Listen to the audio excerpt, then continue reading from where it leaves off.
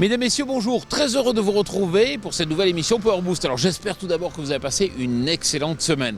Alors moi je suis à Angers face à ce très beau château. Pourquoi ? Parce que c'est à Angers qu'a eu lieu cette semaine le congrès national de la Fédération nationale des Cubains.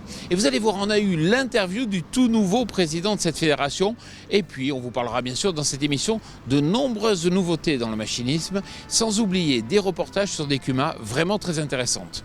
Sans plus tarder, je vous invite à retrouver le sommaire de cette nouvelle émission Power Boost. Eh mes petits canards en sucre non calorique, j'espère que ça va bien. Cette semaine, on a voyagé dans la région angevine, une région de vin excellent. Et c'est bien pourquoi j'aurais du mal à vous dire ce qu'il y a dans ce numéro, parce que j'ai passé la moitié du tournage dans un état absolument minable. Mais là n'est pas le propos. D'après mes séances de rattrapage, c'est un Power Boost centré sur les Cumas. Notre rubrique Le saviez-vous va faire de vous un expert sur le sujet, tandis que notre rubrique Nouveauté vous présentera une nouvelle faucheuse de chez Kuhn. Et ce n'est pas tout, on vous ramène aussi une interview tournée à Supagro Montpellier. Et le problème, c'est qu'en Languedoc-Roussillon, il y a aussi de sacrés bons vins et que du coup, je me souviens plus de quoi parlait l'interview. Joli programme pour ce Power Boost. D'ailleurs, je jure sur la tête de David Bowie que c'est le meilleur qu'on ait jamais réalisé. Et ouais, c'est à ce point-là. Top départ.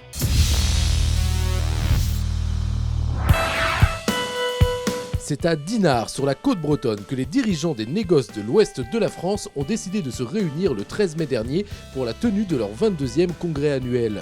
Cela a été un grand succès, avec plus de 250 participants. Résolument tourné vers l'avenir, ce congrès a mobilisé de nombreux orateurs pour décrypter les enjeux des nouvelles technologies et du big data en agriculture.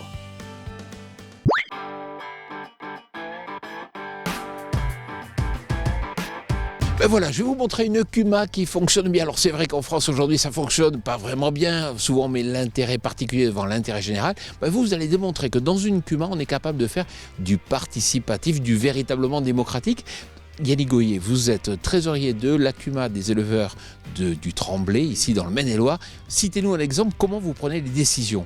Alors quand on a une activité avec les moissons ou le travail du sol, on organise des réunions avec tous les adhérents qui ont besoin d'utiliser le matériel dans la semaine et on décide ensemble l'organisation du travail. Mais j'y crois pas, vous êtes 35 dans le cœur, on va dire, des adhérents de la Cuma, vous arrivez à trouver une solution sans vous bagarrer ? Sans se bagarrer, simplement en ayant une bonne relation et une communication. Enfin, disons qu'on ose dire les choses tout simplement et on se respecte les uns les autres et ça c'est très important. Alors ce qui est intéressant, c'est que vous avez compris qu'une Cuma devait évoluer, devait innover. Effectivement, c'est vrai qu'une Cuma, c'est un peu comme une entreprise, il faut être capable d'offrir un service qui évolue.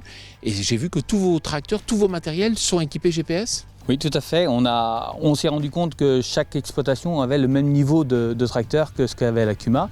Et on s'est dit que pour arriver à maintenir une activité, on n'avait pas le choix que d'avoir un niveau supérieur, c'est-à-dire à apporter un service supplémentaire qui est très important pour les agriculteurs qui sont tout autour. Alors, ce qu'il faut comprendre aussi, c'est que vous aviez une moissonneuse-batteuse de type à secoueur. Vous êtes passé avec une hybride, je crois qu'elle vient juste d'être livrée. Tout à fait. Pourquoi vous avez fait ce saut ? Parce qu'on avait 450 hectares de moissons à faire dans la période. On sait qu'aujourd'hui, avec les exigences de qualité, il faut absolument le faire le plus rapidement possible pour éviter les baisses de PS et de protéines. Et donc, on a essayé d'évoluer pour avoir une machine qui soit un petit peu plus performante que ce qu'on avait en conventionnel avant. Alors juste pour finir, alors vous savez qu'on est très suivi par les constructeurs, par les concessionnaires, est-ce qu'il y a un point qu'il faudrait améliorer ? Qu'est-ce qui vous énerve ? Alors je pense que c'est le suivi des garanties sur le matériel et il y a quelques années on n'avait pas ce problème-là. Quand on avait un souci, le concessionnaire et le constructeur, je dirais le constructeur suivait sans problème et il venait et il essayait de résoudre le problème. On sent qu'aujourd'hui il se décharge complètement. Pourquoi ? Je ne sais pas, mais c'est un gros problème pour la Cuma. On a ça pratiquement tous les ans avec beaucoup de matériel. Yannick Goyer, merci beaucoup de nous avoir accueillis ici au sein de votre Cuma. Merci à vous aussi. Voilà, à présent on va s'intéresser aux nouveautés dans la gamme Kuhn. Elles vont être dévoilées dans le cadre du Salon de l'Air, mais nous, on vous les présente en avant-première. La nouvelle faucheuse GMD 5251 TC Kuhn devrait être un moyen plus économique pour l'agriculteur qui recherche une machine simple sans avoir à investir dans un tracteur avec relevage avant et prise de force frontale. Plus particulièrement adaptée pour des tracteurs développant 73 chevaux minimum. Cette machine est disponible en 5,20 m de largeur de travail et peut réaliser un seul andin large ou 2 andins. Elle est dotée du porte-disque OptiDisc et de la fixation rapide des couteaux FastFit. Le groupe de fauche bénéficie d'une suspension par ressort permettant de faciliter le suivi des dénivelés de terrain lors des travaux. Le lamier est animé par le centre du porte-disque afin de réduire les efforts de transmission et l'attelage par timon central intègre la tête d'attelage girondine 2 points. Au transport, la largeur de la machine n'excède pas les 2,90 m.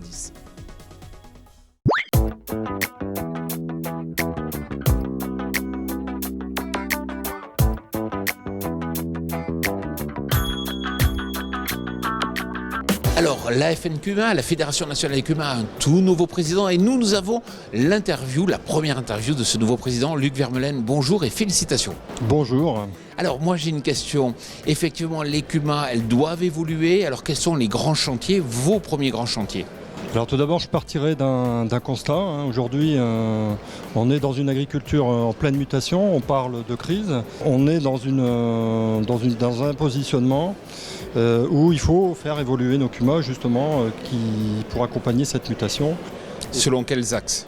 Alors il y a des axes importants autour de la professionnalisation des CUMA. Il y a nécessité de gagner en performance, de gagner en compétitivité dans nos entreprises et dans nos exploitations agricoles. Alors, ce que l'on constate aussi, c'est qu'il y a une évolution technologique, c'est-à-dire qu'aujourd'hui, le numérique, par exemple, le big data, c'est un véritable enjeu. Souvent, en France, on a tendance à se crisper sur la donnée, sur la propriété de données. Pour les CUMA, pour les machines, ça va être aussi un enjeu important. Comment vous le voyez, l'évolution ? Alors les CUMA sont en général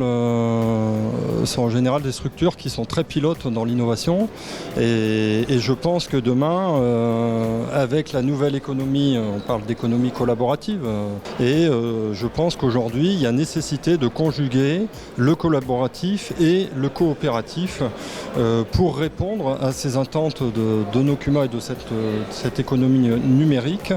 En ayant la capacité de faire vibrer nos valeurs. Quand on se projette dans le futur, est-ce que vous pourriez décrire la CUMA dans 20 ans, par exemple ? Elle sera quoi ? Elle aura plus d'employés ? Elle aura plus de services ? Alors je pense qu'on va vers une agriculture multimodèle. On a la capacité en CUMA d'aller chercher de la valeur ajoutée, de créer de nouvelles activités et donc du coup de nouveaux champs s'ouvrent. Donc je dirais demain, la CUMA du futur, je dirais ça sera une CUMA multimodèle. Luc Vermeulen, encore félicitations pour cette élection et puis très bon congrès. Quant à nous, on va s'intéresser aux chiffres clés des CUMA en France. L'existence des CUMA remonte à plus de 70 ans. Pour être précis, ce système coopératif est apparu dès 1945. Aujourd'hui, le réseau regroupe 264 000 adhérents et 11 260 CUMA sur tout le territoire français. Parmi elles, 310 sont des CUMA intégrales, c'est-à-dire que la majorité du matériel des adhérents est en commun. Les activités les plus représentées sont le travail du sol pour 49% des CUMA, le transport pour 40% des CUMA, l'épandage de fumier et la récolte du fourrage pour 39% des CUMA.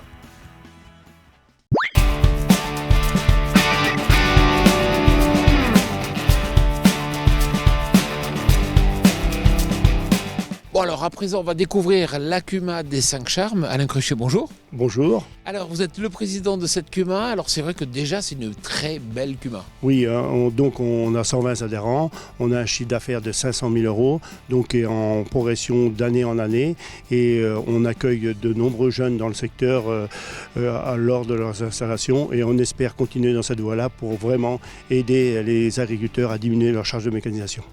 En plus, vous innovez puisque vous avez développé donc, tout ce qu'il faut pour faire de la filière bois. Oui, alors donc il est vrai qu'à proximité du siège de la CUMA, il y a une plateforme bois déchiqueté construite par la communauté de communes de l'Une Sartoise.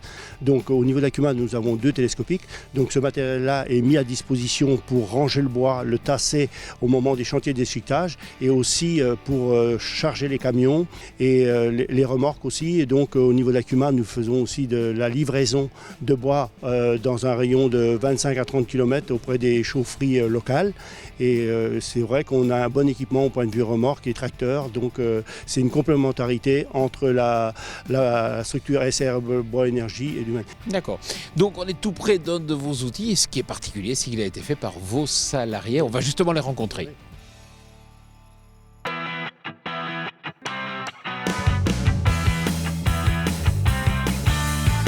Pascal Guénier, bonjour. Bonjour. Alors c'est vous, avec votre équipe, qui avez eu l'idée donc de construire, d'élaborer cette lame. D'où est partie l'idée? Tout à fait, voilà. Disons qu'avant on faisait des silos avec une fourche en silage qui était un petit peu faible. Et puis avec le groupe on a décidé de faire une lame plus solide pour pouvoir réaliser les tas d'ensilage, quoi. Vous êtes parti de quoi? Comment vous avez récupéré justement la lame? Alors donc c'est parti d'une citerne de wagon, quoi. Et puis donc on a fait un attelage sur le tracteur pour pousser les tas d'ensilage. Et c'est vrai qu'on voit que le galbe correspond tout à fait. Vous avez fait quelques astuces, notamment pour la visibilité? Tout à fait, on a fait des lucarnes de visibilité pour avoir une bonne visibilité sur le tracteur, pour voir au niveau des murs, à l'approche des murs. Et on a ajouté des volets pour niveler les silos plus rapidement. Et puis pour faciliter l'approche du maïs sur les murs, pour bien charger les murs pour faire un silo. Combien de temps vous avez mis? Environ une cinquantaine d'heures. Donc c'est beaucoup moins cher qu'en l'achetant, bien évidemment. Et puis aujourd'hui, elle sert souvent? On fait en gros 90-95% des tas d'ensilage au niveau de la CUMA. Pascal Guénier, félicitations, puis félicitations aussi à toute l'équipe. Merci. Alors à présent, on va s'intéresser à la formation. Vous savez qu'on a besoin de plus en plus d'ingénieurs agronomes, mais qui ont aussi des connaissances dans le numérique. Et vous allez voir, du côté Montpellier, ça bouge vraiment.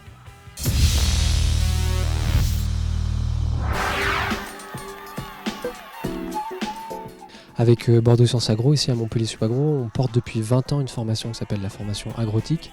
Et là, aujourd'hui, on est en train de monter une chaire agriculture numérique avec Bordeaux Sciences Agro, Montpellier Subagro et l'IRSTEA. L'objectif de cette chaire agriculture numérique, c'est de faire du lien, de créer du lien entre nos activités d'enseignement, de recherche et les entreprises, nos partenaires qui sont les futurs employeurs de nos étudiants. Dans cette chaire agriculture numérique, on va apporter un certain nombre d'actions collectives entre les entreprises qui sont membres, Montpellier Subagro, Bordeaux Sciences Agro et l'IRSTEA. Donc un exemple d'action, ça va être par exemple l'organisation de séminaires au cours desquels on va traiter une thématique avec une vision recherche, une vision plutôt entreprise. L'idée c'est qu'au cours de ces événements se rencontrent différents acteurs de l'agriculture numérique. Aujourd'hui on est dans la phase de prospection, donc on rencontre les partenaires qui sont prêts à devenir membres de cette chaire. Donc il y a 2 types de partenaires sur cette chaire. Les structures des entreprises qui vont plutôt être des fournisseurs de matériel et de services en agriculture de précision, agriculture numérique. Et puis les structures qui vont être plutôt des utilisateurs, donc par exemple des coopératives ou des négoces.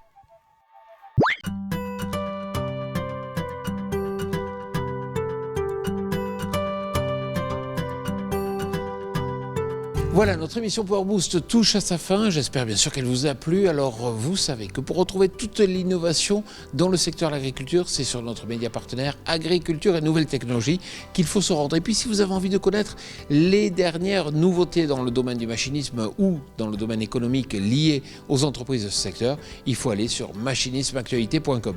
Je vous souhaite une excellente semaine.